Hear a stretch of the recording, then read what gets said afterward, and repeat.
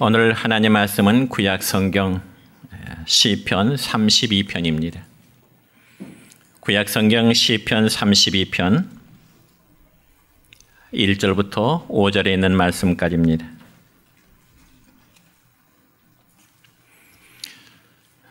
제가 봉독해 드립니다. 허물의 사함을 받고 자신의 죄가 가려진 자는 복이 있도다. 마음에 간사함이 없고 여호와께 정죄를 당하지 아니하는 자는 복이 있도다. 내가 입을 열지 아니할 때 종일 신음함으로 내 뼈가 쇠하였도다. 주의 손이 주야로 나를 누르시오니 내 진액이 빠져서 여름 가뭄의 마름같이 되었나이다.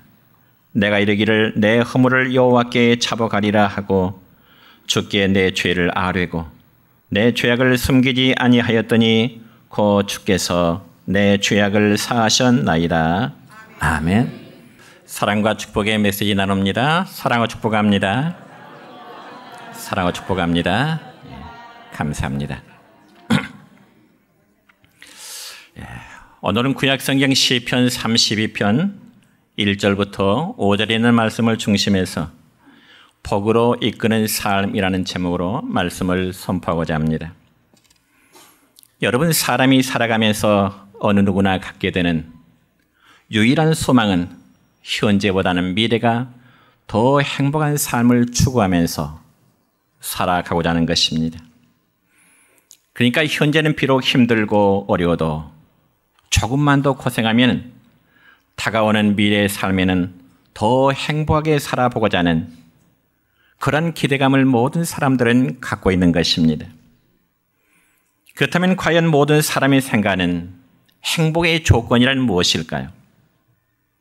물론 각기 생각하는 관점들이 다르겠지만 어떤 분은 경제적인 풍요로움이 행복의 1순위라고 말할 수 있을 것이고, 어떤 분은 건강이 행복의 1순위 혹은 사회적인 신분 상승이 행복의 1순위로 그렇게 다양한 생각들이 다를 것입니다. 그런데 여러분, 아무리 많은 경제를 가지고 있다거나 혹은 사회적인 높은 신분을 가지고 있다 할지라도 마음이 평안하지 않으면 과연 행복하다고 말할 수 있을까요? 물론 아닐 것입니다. 늘 마음에 긴장과 불안이 쌓이다 보면 스트레스가 쌓이게 될 것이고, 그러다 보면 결국 각종 질병에 무너질 수밖에 없는 것이 우리 육체의 모습인 것입니다. 그러면 사람들이 세상적인 좋은 환경을 갖췄음에도 불구하고 왜 사람들은 불안하게 되고요? 왜 걱정과 염려 속에 살아가야만 될까요? 그 이유는 바로 사람들의 마음속에 있는 생활 속에 나타나는 죄 때문이라고 성경은 말씀하고 있습니다. 여러분 생각해 보세요. 정상적인 사고를 가진 사람이라면 고의로 죄를 지었든 아니면 부정의 실수로 죄를 지었든 자신이 행한 죄에 대한 결과에 대해서 두려움을 갖게 될 것입니다.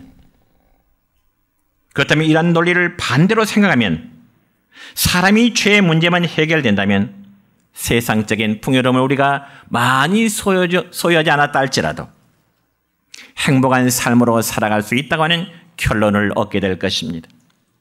그러므로 첫째로 성도들은 자신의 죄를 고백할 때 행복함에 이르게 된다고 성경은 말씀합니다. 여러분, 우리가 읽은 오늘 시편 32편의 말씀은 믿음의 사람 다윗이라는 사람이 기록했는데, 이 다윗은 어렸을 때부터 하나님을 잘 공경했던 믿음 좋은 사람이었습니다. 그리고 다윗은 이스라엘의 역사 속에 두 번째 왕위에 오른 그러한 사람이었습니다. 그런데 다윗이 왕으로 있을 때 다윗은 어느 날 왕궁 높은 옥상에서 거닐다가 저 건너편에 한 여인이 목욕하는 모습을 보게 됩니다. 그리고 그 여인은 심히 아름다웠더라고 성경에 기록되어 있습니다. 그래서 다윗은 마음에 음욕이 일어나 신하를 시켜서 그 여인을 불러오게 하고 또 그 여인을 취하게 됩니다.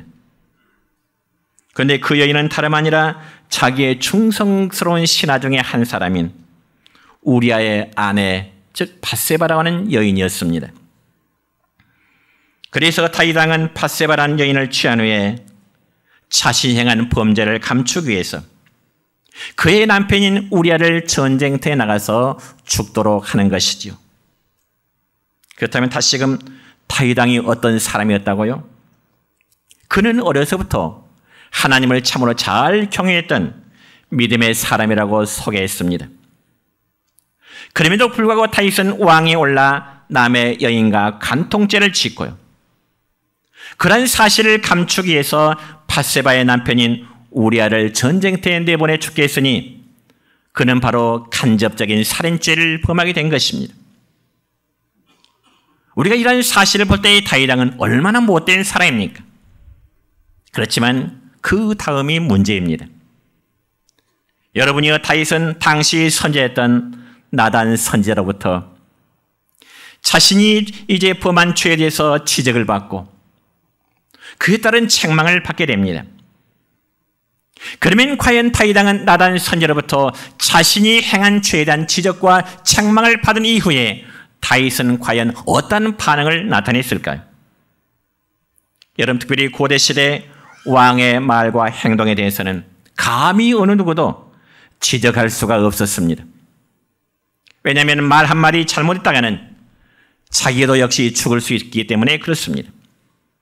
물론 나단 선지자도 마찬가지입니다. 아무리 자신이 하나님 앞에 선지자라 할지라도 왕 앞에 말 한마디 잘못했다면, 왕의 실수와 왕의 범죄를 지적했다면 죽을 수 있는 그런 상황입니다. 그럼에도 나단 선지자는 왕의 잘못된 행동에 대하여 조금 더 주저하지 아니하고 그를 지적하며 왕에게 대해 책망을 하게 된 것이지요.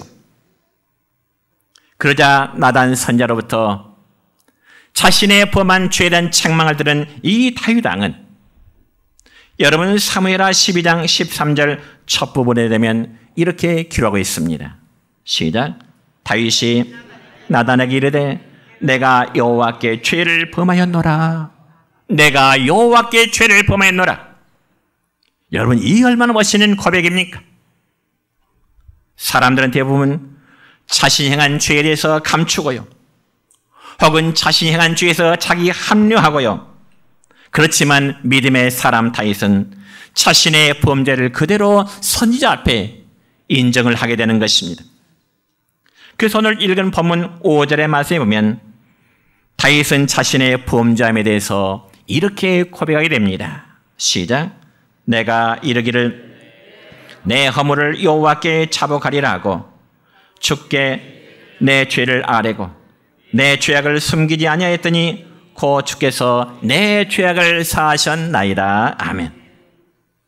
그리고 다윗은 자신이 범한 죄에 대해서 인정하는 정도로만 끝나는 것이 아니라 또다시 시편 6편 6절의 말씀 보면 이렇게 행동합니다. 시작. 내가 단식함으로 피곤하여 밤마다 눈물로 내 침상을 띄우며 내 요를 적시나이다. 이는 다시 말씀드려서 다윗 왕은 자신의 죄에 대한 인정과 함께 밤마다 그가 이제 하나님 앞에 이제 눈물로 침상의 요를 적시며 회개를 하였노라고 고백합니다. 그러므로 사람은 자신의 죄를 고백할 때 다른 사람들에게 어쩌면 수치스럽게 보이는지 모르지만 사람이 자신의 고의적인 죄나 혹은 부정의 죄를 인정하고 고백하는 것은 하나님 앞에 너무너무 아름다운 것임을 여러분 믿으시기를 바랍니다. 실제로 다윗은 신실한 믿음의 사람도 그런 한순간의 음욕 때문에 죄를 범하였다면 저와 여러분의 삶은 정말 다윗보다 더 깨끗하다고, 다윗 왕보다 더 성결하다고 우리는 자신할 분이 과연 있을까요? 여러분, 특별히 교도소에서 선교하는 목사님이 죄수들을 만나서 이제 이야기를 나눠보면 그 수감 중에 있는 죄수들의 한 사람 한 사람의 모습이 어찌 순진하고 착하고 잘생겼는지, 왜 이런 분들이 죄를 지었는지 그렇게 혼돈할 정도가 많다라고 하는 그런 글을 읽어본 적이 있습니다. 여러분, 오늘 우리는 교도소에 수감된 죄수들보다 더 죄가 없기 때문에 우리는 의롭다고 말할 수 있을까요? 하나님 앞에 그럴 수는 없을 것입니다. 여러분, 죄는 어느 누구에나 열려져 있습니다. 죄는 어느 누구나 넘어질 수 있습니다. 그렇지만 중요한 것은 정말 하나님 앞에 그리고 모든 사람들 앞에 자신의 죄를 인정하고 회개하는 것입니다. 그래서 구약성경 시편에 보면은 다윗의 회개의 시가 7편 나오는데 오늘 읽은 시편 32편은 그 중에 두 번째에 속한 소위 회개의 시라 그렇게 불려지고 있습니다. 그래서 오늘 본문 1절의 말씀 보면 이렇게 기록됩니다. 시작. 허물의 사함을 받고 자신의 죄가 가려진 자는 복이 있도다. 아멘. 그렇습니다. 우리가 아무리 성경을 많이 읽고 아무리 기도 생활을 많이 하고 구제도 하고 이런저런 봉사를 많이 한다 할지라도 그것이 공로가 되어서 우리의 죄가 면제되는 것은 결코 아닌 것입니다. 여러분, 죄는 누구에게나 찾아올 수 있습니다. 죄는 누구라도 넘어질 수가 있습니다. 그렇기 때문에 우리 성도들이 해야 할 일이 있는데 그건 바로 우리가 시험에 들지 않도록 영적으로 늘 껴있어야 되고 그리고 죄에 대해서는 우리가 피 흘리기까지 영적인 투쟁, 죄에 대해서는 싸워야 되는 것입니다. 그래서 성경에 보면 너희가 피를 흘리기까지 싸우라 말씀하십니다. 여러분, 종교개혁자 마르틴 루터라는 사람은 참 의미 있는 이런 말을 했습니다. 우리의 죄성은 남자들의 수염과도 같다. 왜? 남자들이 아침에 수염을 깎을 때 깨끗하게 보이지만은 다음 날이면 그 수염이 또 자라기 때문입니다. 그래서 그 수염은 날마다 깎아야 되는 거죠. 여러분, 맞는 말입니다. 우리 모두가 우리의 죄와 정욕을 이미 십자가에 못 박아 버렸다고 하지만은 죄의 성향은 목사에게도 죄의 성향은 아무리 경건한 장로님에게도 아니 우리 모두에게 우리의 죄성은 늘 남아있기 때문에 늘 이것을 자신들을 복종시키는 삶이 필요한 것입니다. 그래서 사도 바울은 날마다 나는 나를 쳐서 복종시키는 삶으로 살아가노라. 날마다 내 자신을 복종시키는 그래서 나는 날마다 죽노라. 그런 믿음의 고백을 하게 된 것입니다.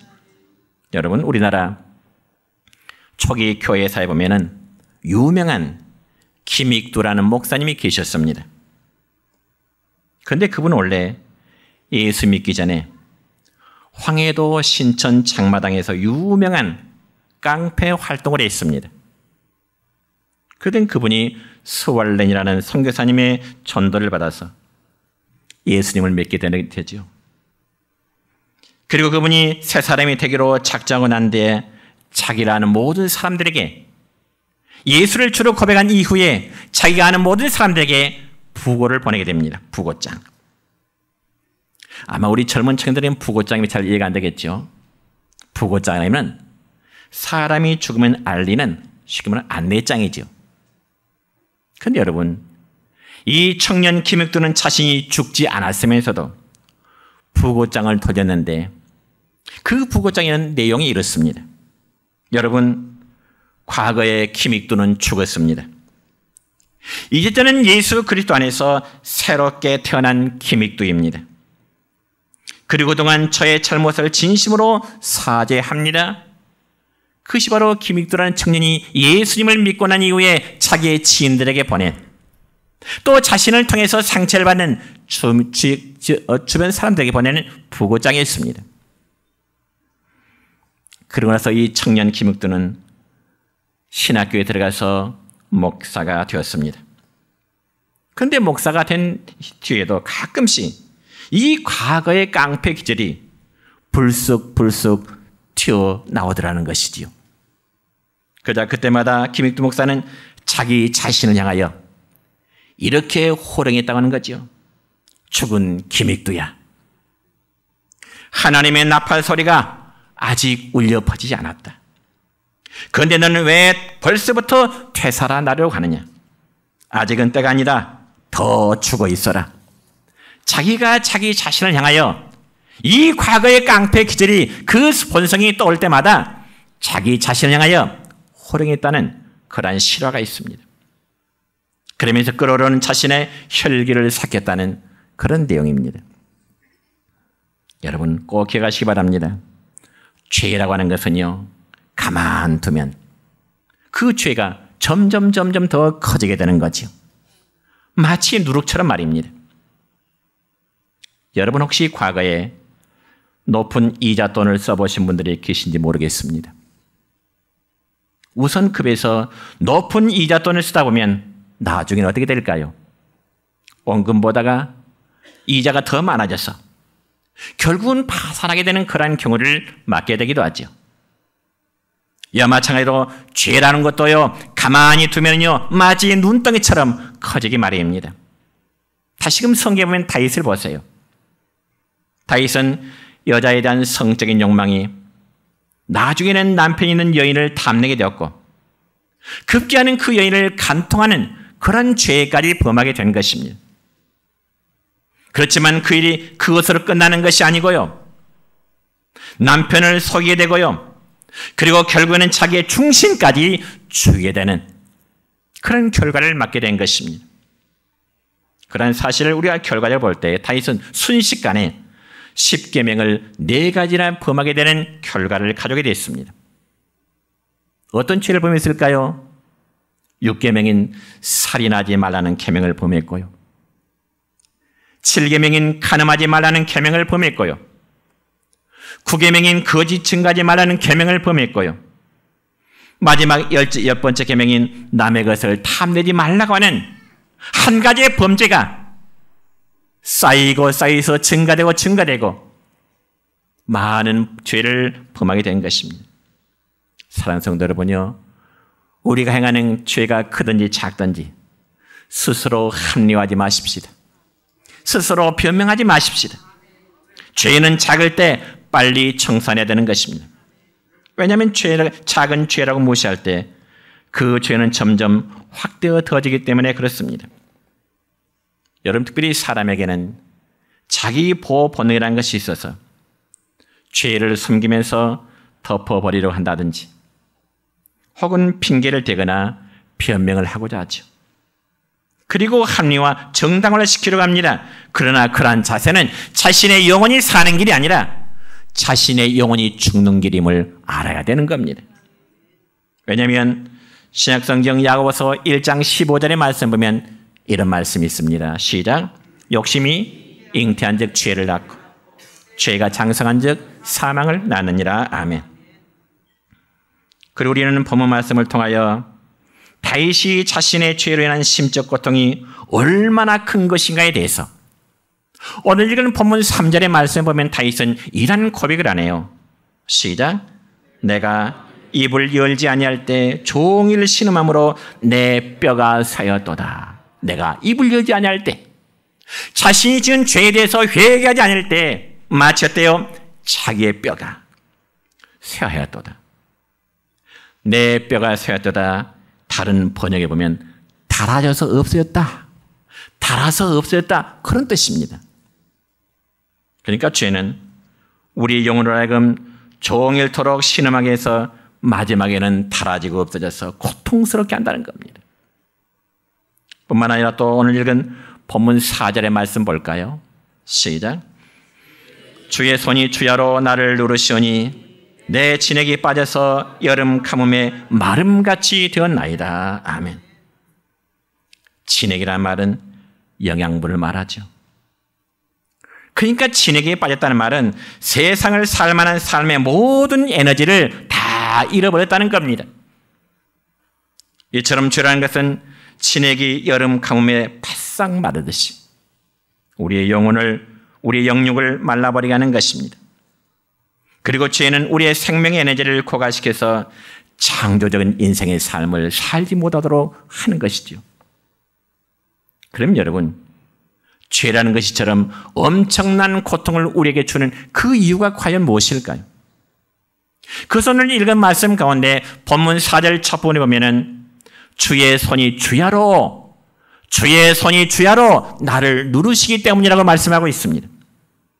주의 손이, 하나님의 손이 범죄한 다윗의 마음과 다윗의 모든 삶을 밤과 낮으로 누르고 계신다는 말씀이지요. 여러분 성경에 보면 하나님의 손은 두 가지의 정반대의 이미지를 가지고 있습니다.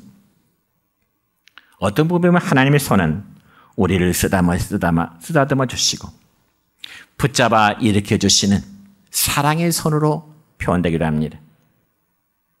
그래서 하나님은 다니엘이 지쳐 있을 때 그를 어루만지셨다고 성경에 말씀하고요. 때로는 예수님은 소경된 자의 눈을 만지셨고요. 어린아이를 쓰다듬었을 뿐만 아니라 때로는 죽은 회당장의 딸의 손을 잡으시면서 아이야 일어나라. 바로 이러한 사랑의 손길이 예배하는 이 시간 사람 모든 성도 여러분에게 임하시기를 축원합니다. 그런 반면에 하나님의 손은 또한 무서운 심판의 손이기도 합니다. 하나 예를 들어볼까요? 여러분 구약성경 출애굽기 7장 4절의 말씀 보면 이런 말씀이 있어요. 시작. 바로가 너희의 말을 듣지 아니할 터인즉 내가 내 손을 애굽에 뻗쳐 여러 큰 심판을 내리고 하나님의 말씀을 듣지 아니하는 자에게 권력자에게 내가 큰 심판을 내리시겠다 말씀하십니다. 그러니까 이 말씀 가운데 내가 내 손을 애굽에 뻗쳐 여러 큰 심판을 내리신다는 말씀은 하나님의 손이 채찍을 들고 계시는 무서운 심판의 손임을 의미하는 것입니다. 그래서 다윗은 그 무서운 하나님의 손이 죄를 지은 자신을 누르신다고 했습니다. 마치 기름을 짜는 것처럼 꽉 누르신다는 거죠. 그것도 낮과 밤이 없이 말이죠. 그러므로 하나님의 손이 주야로 누르신다는 것은 죄로 인한 행복의 파괴입니다. 하나님의 손에 사랑의 손길이 될전정 여러분의 삶 속에 하나님의 손이 여러분의 심령을 쥐어짜는 심판의 손길 되지 않기를 축원합니다. 그래서 죄를 품은 사람은 낮에도 밤에도 하나님의 손에 눌린 삶을 살게 되니 얼마나 그 삶이 힘들겠습니까? 얼마나 그 삶이 괴롭겠습니까? 다시 한번 오늘 읽은 본문 말씀 1절과 2절의 말씀을 다시 한번 읽을까요? 시작. 허물의 사함을 받고 자신의 죄가 가려진 자는 복이 있도다. 마음에 간사함이 없고 여호와께 정죄를 당하지 아니하는 자는 복이 있도다. 아멘. 이처럼 허물의 상을 받고 자신의 죄가 가려지는 자, 하나님 앞에 죄의 용서를 받은 자는 모든 죄의 책임에서 면제되니 축원합니다.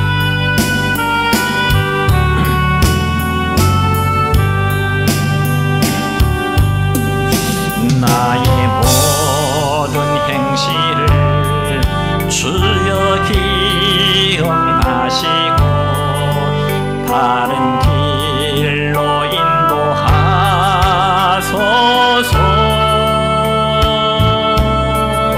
기쁠 때나 슬플 때 나와 동행하시며 밤낮으로 인도하소서.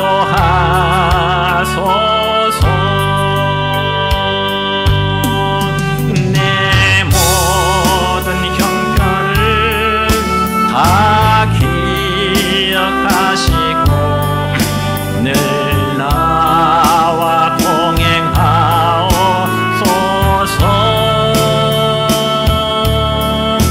나의 생명 주 앞에 남김없이 드리니 주여 나를 지켜주소서.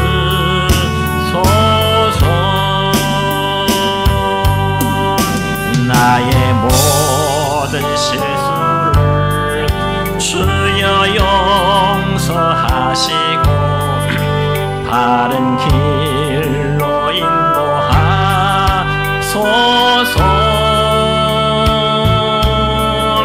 주의 크신 사랑과 하늘나라 영광을 나도 전파하게 하소서.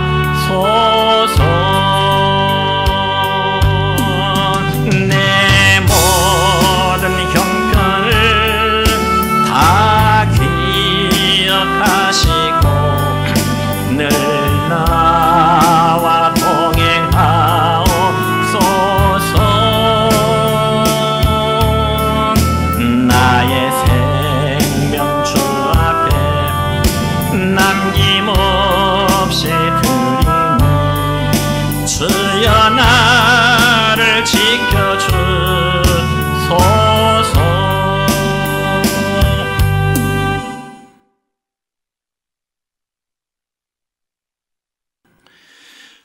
두 번째로 주님을 믿는 신앙 고백이 바로 영적인 복입니다. 여러분 신약성경 마태복음 16장에 보면은 예수님은 제자들에게 어느 날 말씀하시기를 얘들아 너희는 나를 누구라고 믿고 따르느냐. 너희가 내 제자지만 나를 누구라고 믿고 따르느냐. 이럴 때 주님께서 제자들에게 그런 말씀을 물으실 때 마태복음 16장 16절의 말씀을 보면 예수님의 수제자인 베드로가 예수님에게 이러한 신앙의 고백을 하게 됩니다. 시작. 주는 그리스도시요 살아계신 하나님의 아들이시니라. 아멘. 그러니까 베드로가 예수님께 고백했던 그 고백의 의미는 예수님은 하나님께서 일찍이 선자들을 통해서 이스라엘 백성들에게 보내주겠다고 약속하신 구원자이십니다. 바로 그런 고백입니다. 그렇다면 오늘 우리에게도 베드로와 같은 그런 고백이 여러분의 마음과 여러분의 입술 속에서 나타나기를 축원합니다. 여러분 예수 그리스도는 살아계신 참 하나님의 아들이요 그분은 우리의 구원자가 된다는 사실입니다. 믿습니까? 믿으시기를 축원합니다. 그럼에도 여러분 이 사실을 믿지 못하고 이러한 사실을 고백할 수 없다면 여러분의 믿음은 마치 허공을 잡는 것과 마찬가지일 것입니다. 그래서 예수님에 대한 바른 신앙 고백은 인생의 근본적인 문제를 해결해주는 결정적인 역할을 할 수 있게 되는 것입니다. 그러므로 인생의 근본적인 문제는 돈도 아니요, 명예도 아니요, 어떤 권세도 아닌 바로 죄에서 해방받고 구원함을 얻는 것임을 여러분 믿으시길 바랍니다. 그런 반면에 죄란 것은 어떻게 될까요? 하나님과의 단절입니다. 죄는 고통이지요. 심판을 받게 되지요. 마지막에 영원한 사망에 이르게 되는 것입니다. 그래서 죄의 문제를 해결함이 복인데 하나님은 인간의 죄의 문제를 해결할 수 있는 유일한 길을 예배해 놓으셨습니다. 그리고 그 길은 바로 죄 없으신 예수님께서 세상의 죄를 대신 지시고 십자가를 통한 대속의 죽음을 통해서 우리에게 구원의 길을 예배해 놓으신 것입니다. 그러므로 죄의 고백과 회개가 바른 신앙 고백 안에서 이루어질 때 죄의 삶이 이루어지게 되는 것이고 그런 고백을 하는 성도들에게 바로 하나님 앞에 의롭다고 인정함을 받게 되는 것입니다. 여러분 구약성경 창세기 3장에 보면 인간의 조상인 아담과 인류가 범죄하게 하자 하나님께서는 여인의 후손으로 오실 자를 약속하십니다. 여인의 후손으로 인간의 죄의 문제를 해결할 자를 보내시겠다는 약속을 하십니다.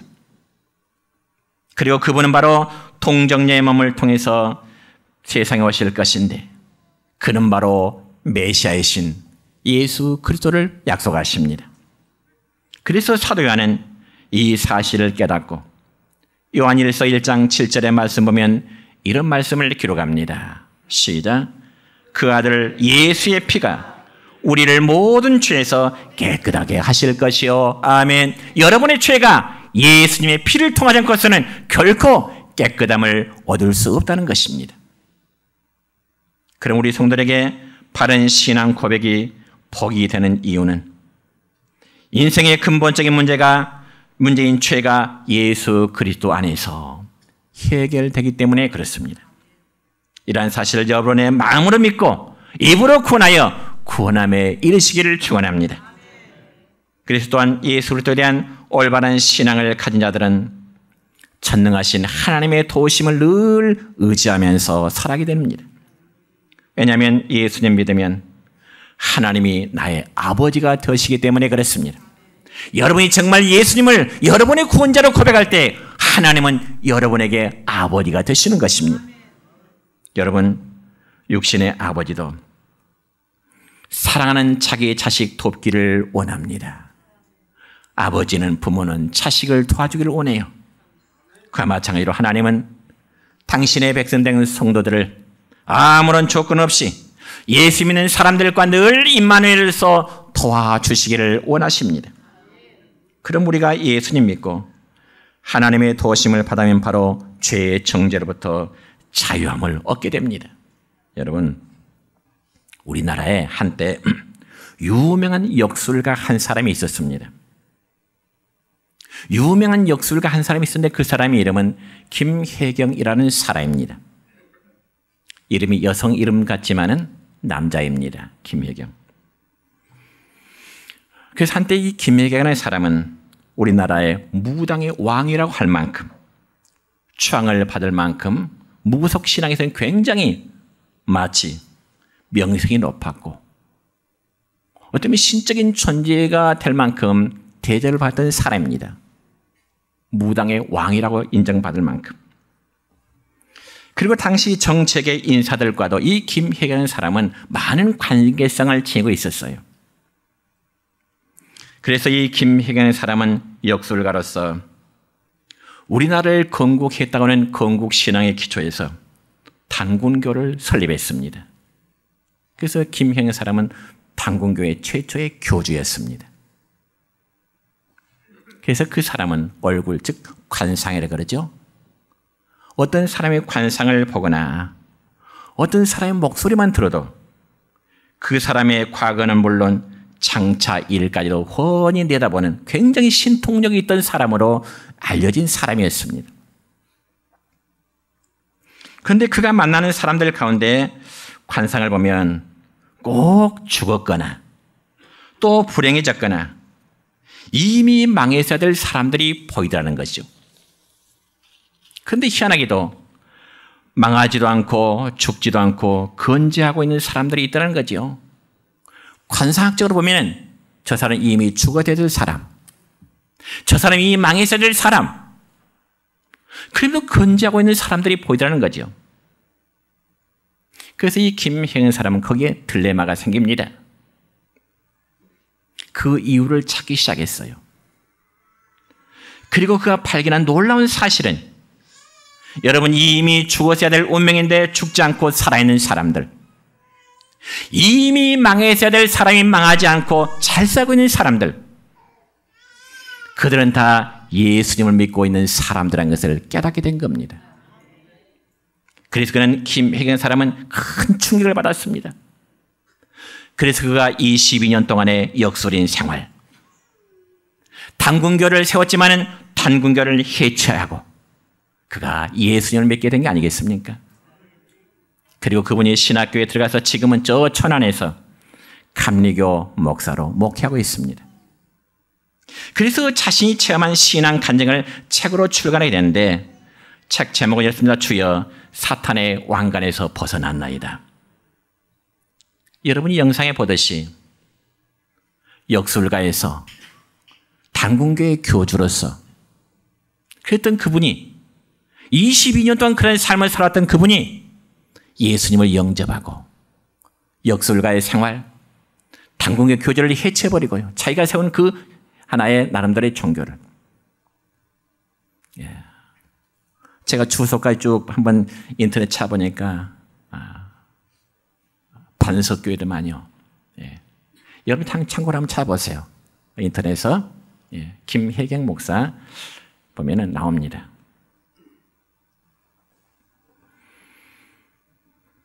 그러면 자신이 기독교의 신앙을 믿을 수밖에 없는 것은, 기독교의 신앙을 믿을 수밖에 없는 것은 죽음을 뛰어넘는 종교, 인간의 운명을 뒤바뀌어놓은 종교는 오직 기독교밖에 없다는 사실을 그가 확신했기 때문에 그런 변화의 역사가 나타나게 된 것입니다.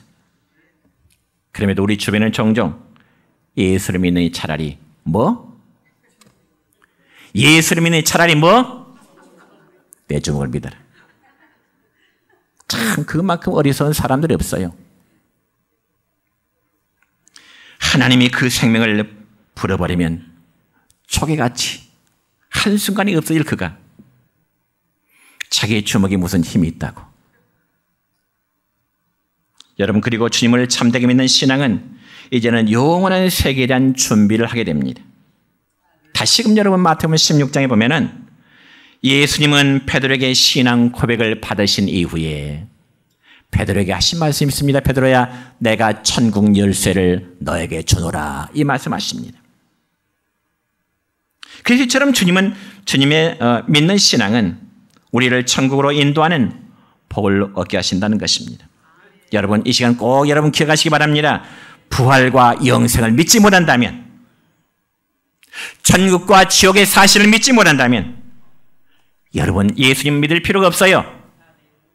부활과 영생을 믿지 못한다면, 천국과 지옥을 믿지 못한다면, 하나님의 전지하심을 믿지 못한다면 여러분 교회 다니도 아무런 의미가 없어요.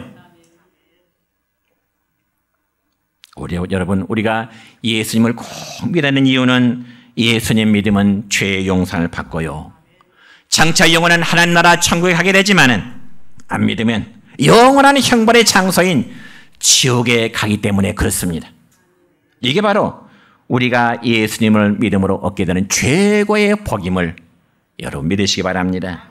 그래서 예수님이 하늘의 보좌를 버리시고 이 땅에 오셨고 십자가에서 피 흘려 죽으시고 또 부활하신 목적은 우리를 구원하시기 위함입니다. 우리를 구원했단 말은 우리를 하나님의 나라로 불러 들이신다. 이게 구원입니다. 그래서 사도 요한은 요한복음을 기록한 그 목적에 대해서 요한복음 20장 31절의 말씀을 보면 이렇게 증언하고 있습니다. 시작. 오직 이것을 기록함은 너희로 예수께서 하나님의 아들 그리스도의 심을 믿게 하려 하며 또 너희로 믿고 그 이름을 힘입어 생명을 얻게 하려 함이라. 아멘. 그렇습니다. 우리가 예수를 믿는 목적은 영원한 하나님의 나라를 소망하기 때문에 그렇습니다. 이게 바로 예수 믿는 목적이요, 예수 믿는 본질입니다. 여러분, 실제로 이런 일이 있었습니다. 수원교도소에서 과거에 사형 집행을 담당했던 한 직원이 예수님을 믿게 되었어요. 그리고 그분이 지금은 물론 교회 장로님이신데 자신이 예수님을 믿게 된 동기에 대한 신앙의 간증의 글을 읽어본 적이 있는데요. 그분은 과거에 그 사형수들의 사형 집행을 담당했던 직원이었기 때문에 사형수들이 죽는 마지막의 순간을 많이 보았다는 것입니다. 그리고 사형수들에게 마지막으로 사형 집행을 받기 전에 하고 싶은 말을 하라고 한다는데 보통 천주교의 신앙을 믿는 사람들은 신부님이 그를 안심하라고 해도 막상 교수대 앞에 서면 공포에 질린 그 모습을 갖춘다는 거죠. 그리고 불교를 믿는 사람은 벌벌 떨면서 스님에게 살려달라고 간청을 한다는 거죠. 또한 아무 종교도 갖지 않은 불신자들은 아예 국가의 법을 이제 저주하고 이를 갈면서 교수대에 올라갑니다. 그러나 기독교의 신앙을 받아들이고 변화된 사형수는 오히려 다른 사람들을 격려하면서 환한 표정으로 목사님 먼저 갑니다. 그러면서 찬송을 부르면서 죽는다는 겁니다. 그러면서 그들이 죽기 전에 가장 많이 부른 찬송은 305장. 나 같은 죄인 살리신 주의 놀라워. 이 찬송을 가장 많이 한다고 합니다. 그래서 그 모습을 보면서 자신도 교회를 찾아서 예수를 믿게 되었노라 하는 그러한 간증글이었습니다. 말씀했습니다. 성도 여러분, 예수를 믿는 신앙 고백이 복된 것은 믿는 자들의 죄를 용서해 주시고 도우시며 장차 우리를 천국으로 인도하시는 것임을 여러분 꼭 믿으시기를 주님의 이름으로 축원합니다.